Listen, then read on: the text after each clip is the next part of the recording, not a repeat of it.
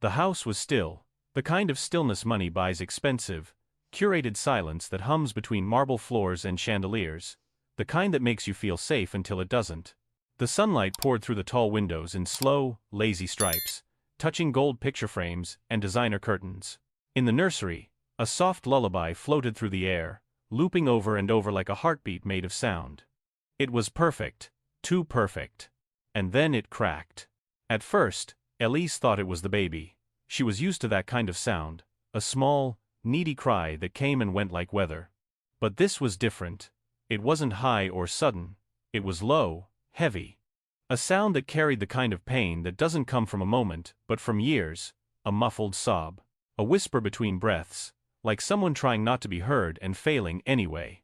Elise stopped in the hallway, her hand tightened around the edge of the wall. It came again, a quiet cry that didn't belong in a room that smelled of powder and wealth.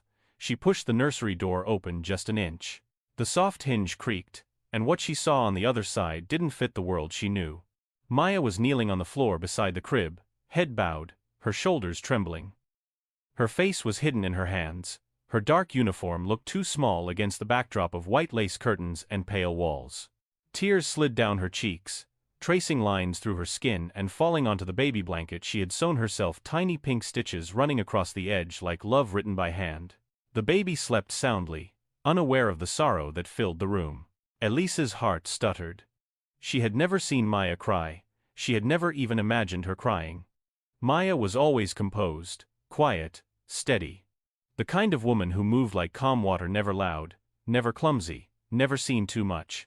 Her presence filled the home like air, always there, always unnoticed. Elise stood frozen, watching the woman who had raised her child more than she ever admitted to herself, now falling apart in the corner of the nursery. Beside Maya, on the carpet, was a small wooden picture frame. Elise leaned forward, squinting through the soft morning light. The photo showed a boy, maybe 7 or 8, grinning with a missing front tooth. His school uniform was worn, his smile bright enough to make the photo feel alive. She frowned. She had never seen that photo before. Never asked. Never thought to. Maya lifted the frame with shaking hands and pressed it to her chest. Her lips moved, but no words came out loud enough for Elise to hear. Maybe it was a prayer, maybe an apology. Elise couldn't tell. She could only feel the ache in the air, the kind that crawls under your skin because it's too raw to ignore. Something twisted inside her. Guilt? No, not just guilt. Shame. It was heavier. She had walked past Maya every day, asked her to dust the furniture, feed the baby, wash the sheets, polish the floors. But she had never once asked about her life, not really. Not who she loved, or what she'd lost, or what it cost her to smile every morning in someone else's home while her own waited far away. She had called her family once, in front of dinner guests, like it was charity.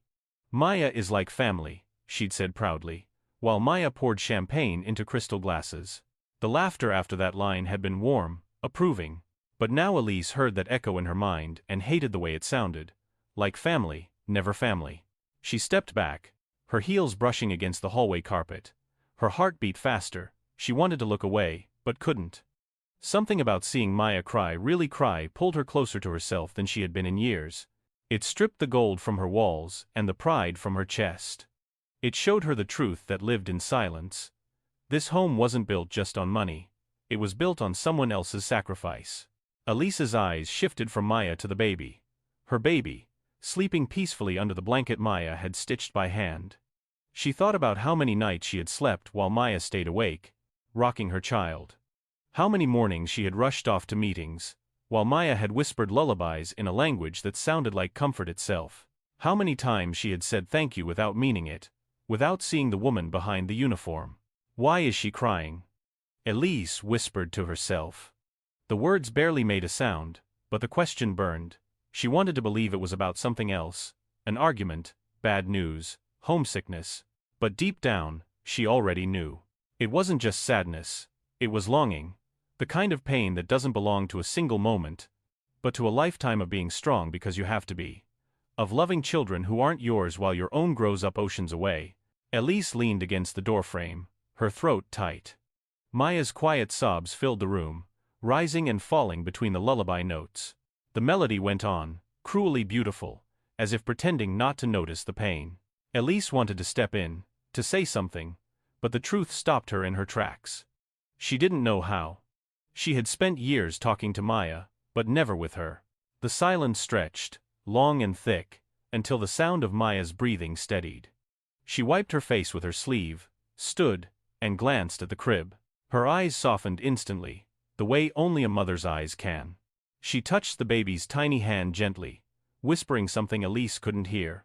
Then she placed the photo frame back in her apron pocket, straightened her shoulders, and took a deep breath. The Maya Elise knew returned in an instant, the calm, composed, perfect professional, the woman who made silence feel safe again. Elise quickly stepped back, pretending she hadn't been watching, as Maya walked toward the kitchen, her step steady, her face blank but her soul heavy. Elise stayed in the doorway for a long time, staring at the space Maya had just left. Her own reflection stared back from the polished floor, flawless hair, expensive dress, diamond ring glinting in the sun. But it looked wrong now, too polished, too empty. She pressed her palm against the wall, feeling the cool marble against her skin. The lullaby continued in the background, looping again and again like a question that refused to be answered. And for the first time in years, Elise felt small, smaller than the house she'd built, smaller than the fortune she'd inherited. Because all that money, all that luxury, couldn't fill the silence that now echoed in her chest. She walked to the crib and picked up the baby, holding her close. The child stirred, peaceful and trusting. Elise's eyes wandered to the blanket again, the tiny, imperfect stitches Maya had made. Each one now looked like a heartbeat, like a mark of love stitched into the fabric of her child's life. "Why is she crying?" Elise asked again, this time under her breath. But she wasn't asking about Maya anymore. She was asking about herself, about the kind of world that lets one woman live in gold while another weeps beneath it. About how love can be invisible until it breaks through in silence and forces you to listen. The sunlight shifted, the lullaby played on, and somewhere in that quiet, Elise began to feel something she hadn't in a long time: humility. The first spark of seeing the truth that had been right in front of her all along. Morning came dressed like a lie, soft light on marble, fresh flowers on the table, the smell of coffee pretending everything was normal. Elise moved through the kitchen as if her feet knew the steps better than her heart did. She poured orange juice into crystal and watched it rise in a thin sunrise, steady, perfect, controlled. Across the room, Maya rocked the baby with that same calm rhythm she always carried. A small hum under her breath, a smile that didn't tremble. But her eyes were tired, and every time Elise's gaze landed there, it stung like a splinter you can't pull out. She wanted to say something, to reach in and lift the weight off that smile. Instead, she smoothed a napkin and sat down. Mark filled the doorway like a headline, loud tie, louder voice. He kissed Elise on the cheek without seeing her, then tapped his phone like it might outrun him if he didn't. "Gala's locked," he announced to the room, as if the house wore a tuxedo too. "Press, board, donors. Make sure everything is polished, and make sure Maya stays out of sight. The board members are particular about image." The last word hit the air like glass. Polished. Breakable. Someone else's reflection.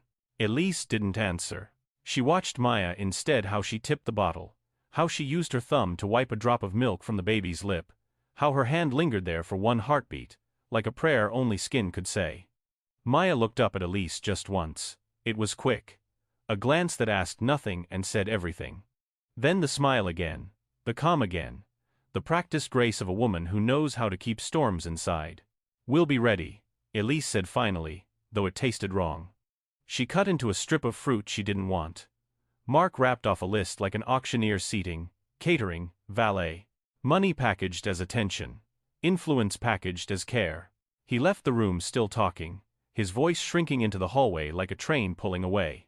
The baby drifted to sleep in a quiet that felt heavy, not peaceful. Elise stood. "I'll take her," she said, and held her child with hands that had learned to be gentle only when watched. Maya nodded and folded the receiving blanket with those small, precise motions, the corners meeting like they needed each other. When Elise turned toward the nursery, she felt a tug in her chest, not a pain, a pull, a direction. She followed it. Later, the laundry room buzzed with the soft animal sound of machines. Warmth lived there, Steam curled up from a basket like a ghost trying to be useful. Maya stood at the folding table with a pile of tiny clothes, white onesies, soft socks, a blue hat that always slid down over the baby's eyelashes. Her fingers worked with measured care. Fold, half, smooth, stack. There was a rhythm to it. The rhythm of love disguised as work. Maya, Elise said, her voice soft enough to respect the room. I heard you last night. The words were small at first. They felt like walking into church too late. I heard you crying. Is everything okay? For the smallest beat, Maya froze. The cloth in her hands went still. Then the smile returned, but slower, as if she had to smooth it into place. Yes, ma'am, she said. Just missing home. The washer clicked into a new cycle. The sound filled the pause in a way that made everything feel more private. You're home? Elise asked, though she already knew the answer would change her. Maya nodded. My son. She kept her eyes on the cotton, not on Elise. He's 8. Back in Jamaica. She refolded the same onesie even though it didn't need it. I haven't seen him in 3 years. The words fell like metal on marble, loud and unforgiving. 3 years, Elise tasted them. 3 years of birthdays, scraped knees, lost teeth. 3 years of another mother's laugh pouring into her own child while Maya's boy learned to be brave without her. Someone turned the iron off in the corner. The click sounded too final. He lives with my sister, Maya said, voice steady, hands not. I send what I can. For school, for shoes when he grows too fast, for medicine when he coughs in the night. A tiny sock slipped from the pile. She didn't pick it up. He thinks I'm working in a school, too. I tell him stories about books and bells. She pressed her lips together in a line that wanted to be a smile. I don't tell him about the cleaning. The late nights, the loneliness, her eyes shone. She blinked, not to fight the tears but to keep her hands moving. Elise leaned against the dryer as if her body knew it needed help standing. The hum carried through her bones. 3 years, she repeated, barely breathing the words. Like saying them too loud might turn them into a sentence with bars. She thought of the way Maya held her daughter, the way the baby melted there, softer, safer, like the arms knew the exact weight of her. She thought of the little photo frame by the crib, and how she had never asked about it because questions felt like work. I talk to him on Sundays, Maya added, folding the blue hat at last, her fingertips lingering on the small curve. We count together. When we reach 10, we both laugh, and he claps like 10 is the biggest number in the world. The corners of her mouth trembled. She steadied them with a breath. I tell him I'm coming soon. There was a pause inside that sentence where a promise should be. The pause hurt more than any words could. Elise's throat tightened with something she hadn't allowed herself to feel in years. Not guilt exactly. Not pity. Something closer, something honest. She opened her mouth. Maya. Maya. Mark's voice cracked the hallway like a whip. The baby's crying, hurry up. It wasn't a request. It wasn't even about the baby. It was about habit. About the way certain people expect the world to move when their tongues push air. Maya flinched, but only for a second, then the smile. Always the smile. She placed the hat on the stack and wiped her palms on her apron. Excuse me, ma'am, she said, already halfway out the door. Elise watched her go. The word hurry kept ringing even after Maya's footsteps faded. Elise stayed alone with the hum and the heat and the pile of folded innocence. She picked up the sock that had slipped and held it in her palm. It was so small. She thought about Maya's boy and his socks. Were they folded by a sister with tired hands? Were they washed in a sink, hung in a yard that smelled like sunlight and salt? Did he have a blue hat that didn't quite fit because a mother wasn't there to measure the space between his eyebrows and his hope? She carried the sock to the window and watched the gardener move across the lawn like a clock's hand, the quiet kind of work no one claps for but everyone needs. A bruise of shame spread in her chest. She remembered the fundraiser 2 springs ago, the one where she handed Maya a tray of sparkling water and said, "You're part of the family," loud enough for people to hear her kindness. She remembered the way her friends had smiled at her after, as if decency were a jewel to be admired and not a debt to be paid. In the nursery, the baby's cry softened into that hiccup breathing children do when they feel safe again. Elise stepped toward the door, then stopped and pressed her hand to her own throat. She wanted to fire the word hurry down the hall like a bullet aimed at pride. Instead, she stayed very still, because stillness was the only thing that didn't feel like a lie. The day tilted into event mode. Florists came and left white petals behind like footprints. A man measured the foyer with a laser and called it progress. Dresses were steamed, silver was polished until it blinded. Mark's voice skated through rooms, checking boxes, correcting names, smoothing donors. No surprises, he told the planner. We want clean lines. Clean lines. Elise thought of stitches on a blanket, stitches that held because a woman made them hold. She found Maya again in the afternoon, kneeling to tie the ribbon on the baby's dress. The bow quivered, and Maya stilled it with a finger. There, she whispered, as if the ribbon needed reassurance too. Elise stood in the doorway and watched the way love moves when it thinks no one is watching, soft, ordinary, holy. Maya, she said, and her voice came out rough. About the gala tonight. You shouldn't be hidden away. Maya looked up slowly. Not defiant, not grateful. Just tired and curious. I go where you need me, she said, like she was telling the weather she'd walk in it anyway. Elise stepped closer. I don't know what I need, she admitted, surprising herself with the truth. But I know what's wrong. The sentence wobbled on its feet. It was new to this house. Before Maya could answer, Mark filled the doorway again, breeze of cologne arriving first. Elise, the car is ready, he said. Then noticed Maya, and the bow and the intimacy of a room he never entered unless it was to be admired. Make sure she's done in the kitchen by 7, he added, addressing the space more than the person. I don't want staff wandering. Staff. The word slid across Maya's face and left a mark it pretended it didn't. Elise met his eyes and held them a heartbeat longer than habit allowed. She stays with the baby, Elise said quietly. Where she belongs, Mark blinked, recalibrating. Fine, he said, rolling the word like he'd just paid for it. But keep things tidy. He left a silence behind him like a stain. The bow was perfect now. Maya stood and smoothed the baby's hair the way a mother does when a camera is near. Elise felt something shake loose in her chest, a small truth falling from a high shelf. Maya, she tried again. What's your son's name? Maya's mouth softened. Daniel, she said, and the room felt warm just saying it. He likes numbers. He counts everything. She smiled for real, and it changed the air. He says numbers are friends. They never stop. They just keep going. She lifted the baby and swayed. He wants me to count the stars with him when I come home. Her eyes shifted to the window, where daylight stretched thin across the sky, leaving room for night to arrive. Elise swallowed the ache. When will you go? Maya's lips parted, then closed. The answer sat between them, heavy, expensive. Soon, she said. It was almost a question. Downstairs, doors opened, and the house filled with footsteps and perfume and laughter that didn't listen. The first guests arrived like a tide, polite and unstoppable. Music tested itself in the foyer. Silver shivered on linen. Elise stood at the top of the stairs with the baby in her arms, Maya by her side just beyond the line where admiration turns to service.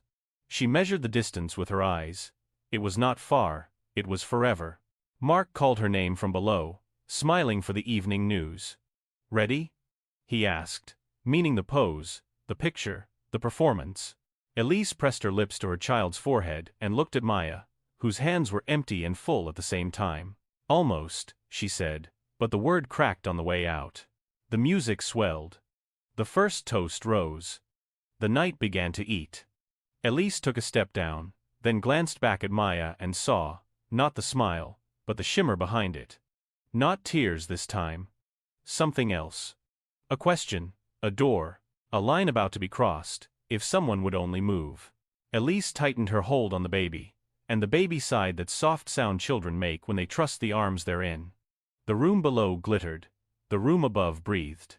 And for one suspended second on the staircase between them, Elise felt the floor tilt not enough to fall, just enough to change the way she would walk from now on. The night dressed itself in gold like it had something to prove. Music slid across marble, laughter fizzed and rose, clinging to the chandelier until it dripped back down as light. Champagne wore a crown of bubbles and smiled at the room. The florist's white roses looked like money learning to bloom. Elise moved through it all in a dress that shivered when she breathed, a mirror of status cut into silk. People greeted her with the kind of compliments that taste like sugar and dust. She smiled on cue, lifted her glass, let the camera catch angles that said perfect, but under the glitter, a bruise pulsed. She couldn't shake the sound from that morning, the thin thread of a sob in a room built for lullabies. Every toast tasted like apology she didn't yet know how to make. Every joke sounded like it belonged to the wrong world. She looked for Maya without trying to look. There she was in the kitchen's glare, sleeves rolled, moving between trays like a quiet tide. She never bumped anyone, never dropped anything, never asked to be seen. A server brushed past her and said, "Careful," like a warning to the air. A man in a black suit took a small bite of something she handed him and forgot she existed before he finished chewing. Maya lifted another tray. The door swung, the crowd swallowed her and spit her back out. She kept humming under her breath, a melody that didn't match the string quartet. Elise pretended to listen to a donor who spoke in numbers and smiled like he had invented generosity. Her husband glided over with handshakes that closed like safe doors. "Excellent turnout," he said, chin high, the room reflected in his pupils. "Keep the staff to the back," he added softly, as if the word staff might stain the crystal. Elise nodded without agreeing. Her fingers curled around her glass until the stem felt fragile. She glanced toward the archway that framed the kitchen. The light there was harsher, honest in a way the chandelier could never be. She caught a glimpse of Maya again, a shadow with a heartbeat, her eyes finding the nursery stairs for half a second like compass needles before she turned away and returned to the performance of invisibility. Elise felt a heat rise in her chest that had nothing to do with wine. It was the kind of heat shame brings when it first knocks. Halfway through the night, as the room tilted from polished to soft and the laughter thinned into the spaces where real feelings hide, a man approached with quiet steps. He carried his camera close to his chest like a secret. "Mrs. Hale," he said, his voice almost a whisper under the music, "I think you should see this." On the screen, frozen in the square of light, the room disappeared, and something true stepped forward. It was earlier, before the guests arrived fully, before the speeches, before the performance found its footing.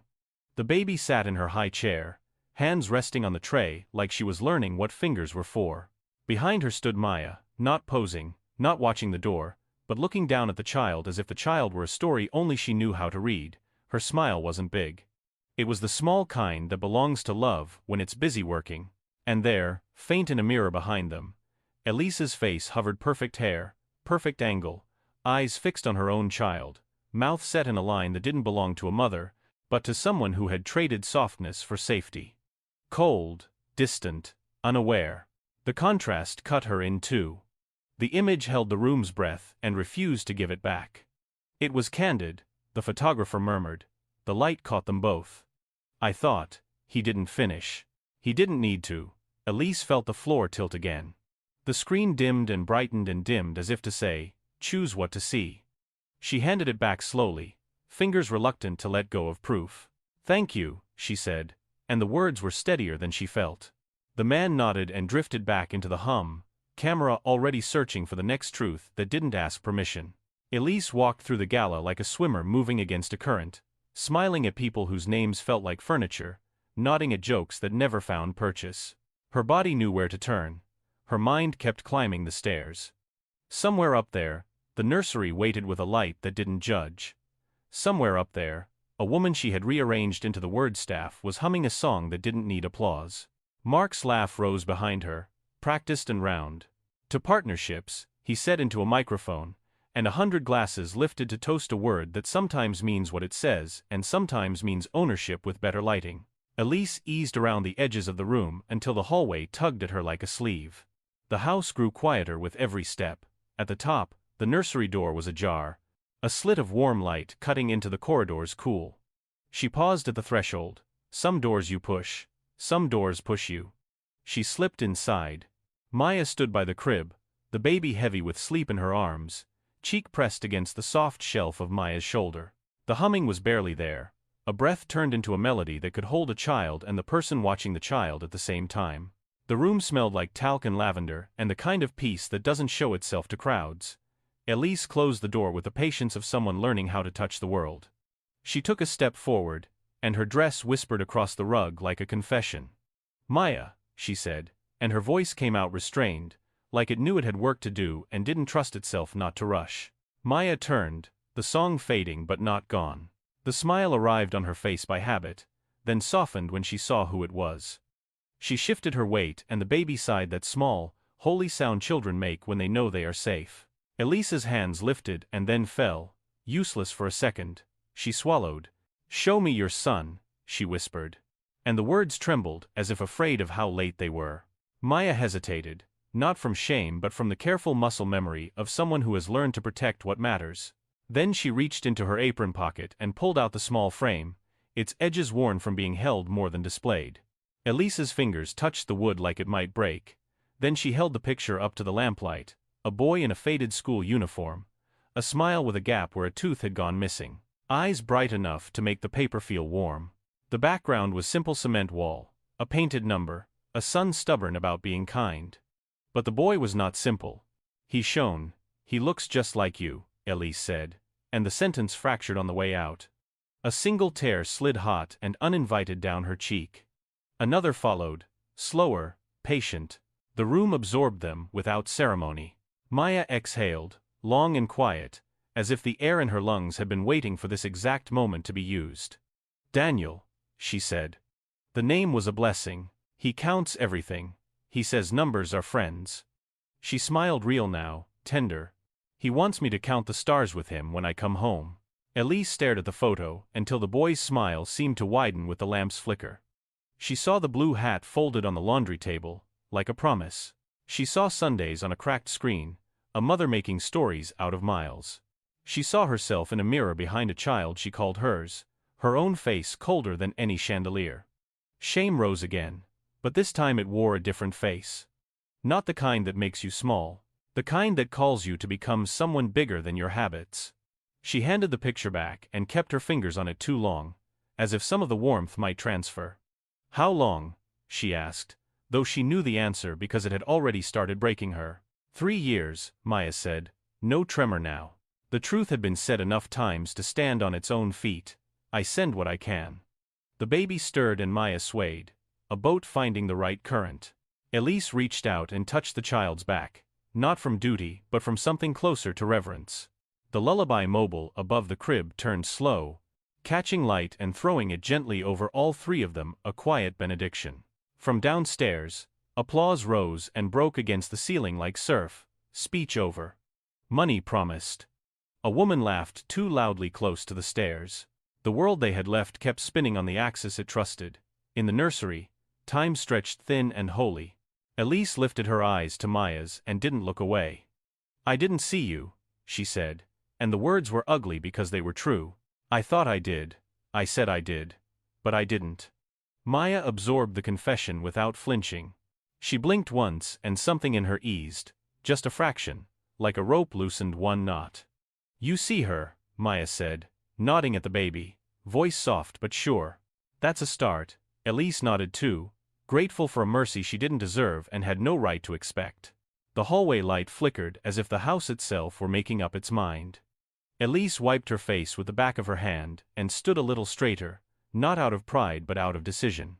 She looked toward the door, toward the party, toward the performance waiting to resume, and then back to the boy in the frame, to the woman holding her child, to the stitches in the blanket that taught her what love looks like when it works a double shift. "I need to fix this," she said, almost to herself. The sentence felt new in her mouth, heavy, useful. Maya didn't ask how. Some questions come later. She tucked the photo away, kissed the baby's hair, and laid her gently in the crib. The child turned her face toward the sound of Maya's humming even after the humming ended. Elise watched that tiny movement and felt something inside her choose. Downstairs, the band started a brighter song as if the night needed one more sparkle before it ended. Elise opened the nursery door and the hallway breathed in their quiet. She took a step into the light that wasn't kind and wasn't cruel, just honest. Behind her, Maya adjusted the blanket with hands that had learned the exact language of warmth. Elise paused at the top of the stairs and glanced back. Their eyes met. A small nod passed between them, an agreement without contract or witness. Then the applause swelled again. Calling Elise by the name the room knew, she placed a hand on the banister. The wood felt alive under her palm. She inhaled, slow and clean. And with the party waiting, the donors ready, the cameras aimed, she began to walk down into a night that would not forget what she was about to do, and up into a kind of woman she had never given herself permission to be. Morning arrived soft and pale, the kind of light that slips through curtains like a promise. The house still smelled faintly of flowers from the night before, but the quiet felt different, less like a performance, more like a breath being held. Maya came early, as she always did, steps light, hair pulled back, uniform neat as a prayer. She hung her coat by the door and moved toward the kitchen, ready to start the day that began other people's days. Then she stopped. On the marble counter lay a white envelope, her name written across it in gold ink that caught the sun, and held it. Her fingers hovered over the letters for a second, like she was afraid the light would smear. She opened it with care. Inside was a plane ticket. Round trip, and a note in Elise's hand, the kind of careful handwriting people use when every word has weight. Go home, it read. Hug your son. No mother should have to choose between survival and love. The room went quiet in a new way, like it was listening. Maya pressed the paper to her chest, and the tears came, the kind that didn't hide, didn't apologize, didn't ask permission. They weren't the thin, secret tears of the nursery. These were warm and full and honest. They ran down her face and found the smile beneath them. Healing made a sound in that kitchen. It sounded like breath finally leaving a body that had held it too long. Elise stood in the doorway, one hand on the frame, as if holding herself up against the flood she had invited. There were tears in her eyes too, not because she wanted to be seen, but because she finally had seen. She took a step forward. You've given my child love I can never repay, she said, voice low, words steady like she'd rehearsed them, but only in her heart. Let me give a little of it back. Maya opened her mouth, then closed it. Some gratitude is too big for language. She nodded instead, the gesture small but complete. The house felt different between them. Less like employer and employee, more like two women who knew something true about each other and decided not to turn away. From the nursery came a soft stirring, a baby sound that lifted the corners of all their decisions. Elise moved first, not in a rush, not like a woman gliding into a photo, but slow, careful, learning in real time how touch can be sacred. She lifted the baby and held him close, the way Maya had always done with her whole body, not just her arms. The child settled into the curve of her without fuss, as if recognizing a new tenderness in the familiar scent of his mother. Maya watched and smiled. The smile looked lighter somehow, as if a weight had moved from one chest to two open hands. We'll arrange everything, Elise said, turning from the crib.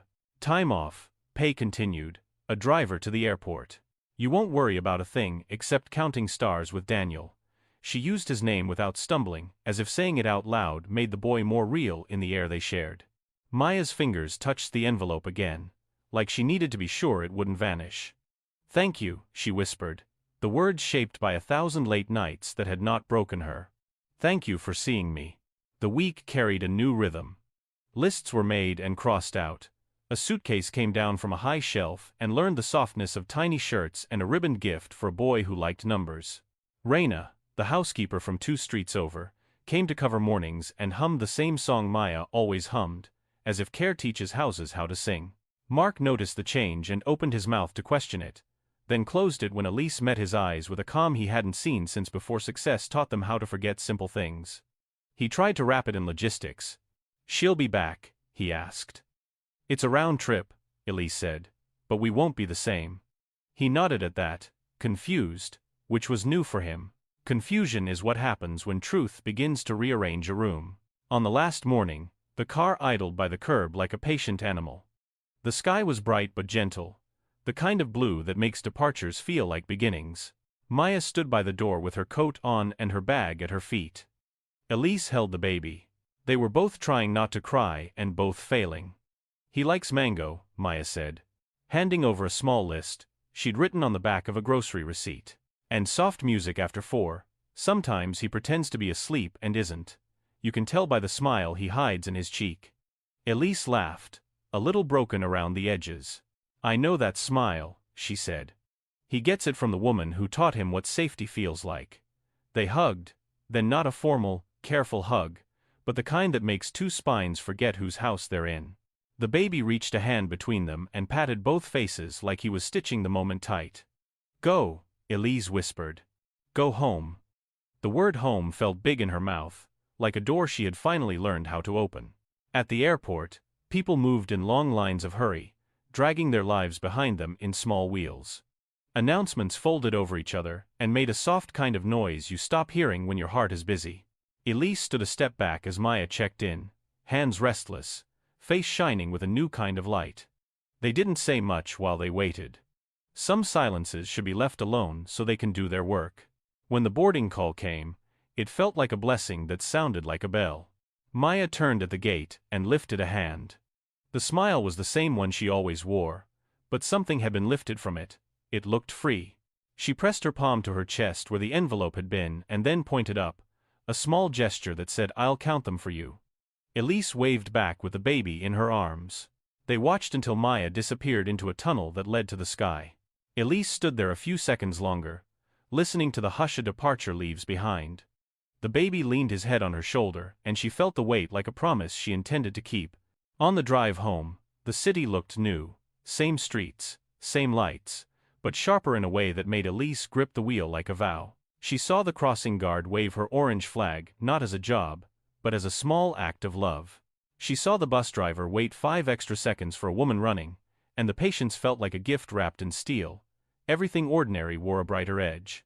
She pulled into the driveway and carried her son inside. The mantel held the photo the photographer had sent over, printed and framed, the one that had changed the way she breathed. 2 women, 1 child. 1 love, multiplied by 2 lives and a decision. Elise stood there for a long moment and let the image speak, her own face in it, no longer a verdict, but a lesson. Maya's face, a map of warmth, the baby between them, held not by marble or money, but by hands that had learned the shape of his heart. That afternoon, Elise took the baby to the nursery and lowered him into the crib with fingers that knew the time it takes to be gentle. She didn't rush the nap, she didn't fill the silence with a checklist. She hummed the song Maya always hummed, and it surprised her when it came out right. She sat by the window and wrote a new list, one that didn't start with Gala or donors or press. It started with names, payroll adjustments, medical coverage extended, a ticket for December so Daniel could visit and not just through a screen. It continued with smaller things that didn't look like policy but felt like justice. Seat at the table, not behind it. Thank you said without camera flash. The habit of asking, not assuming. She taped the list to the inside of the pantry door where old habits lived, and she smiled because she knew where to find it when she forgot. Days later, a message arrived. A photo, grainy and perfect, of a little boy under a wide sky, counting with both hands up, fingers spread like firework petals. Daniel's smile took up more space than the frame allowed. Maya stood behind him, cheek pressed to his hair, eyes carrying a light Elise had never seen in any chandelier. "We counted to 100, the text read. "He says numbers really are friends." Elise pressed the phone to her heart and felt something settle and rise at the same time. She typed back slowly, careful with her words like they were bricks she was laying for a bridge. "Tell him we're counting too," she wrote. "We won't stop." That evening, Elise stood by the mantel again. The room was quiet, not curated, real quiet, the kind that comes when a house starts to learn the truth of itself. She held the photograph in her hands and traced the outline of what it showed. 2 women, 1 child, 1 love that didn't need marble to be seen. She looked at her son asleep in the monitor, his chest lifting steady like a small tide. And she understood in a way that didn't need explaining. Wealth can open doors, but it can also close eyes. Empathy opens them again. Time keeps them open. Grace keeps them soft. She whispered a simple prayer, not to be better than anyone, just to be more human than before. Because love has no class, no color, no price tag. Sometimes, the richest hearts belong to the ones who serve in silence. And the truest tears come not from guilt, but from finally seeing them not as help, not as background, but as equal. The baby stirred and settled. Outside, the sky deepened. Elise turned off the light and walked away from the mantel, not lighter, not heavier, truer.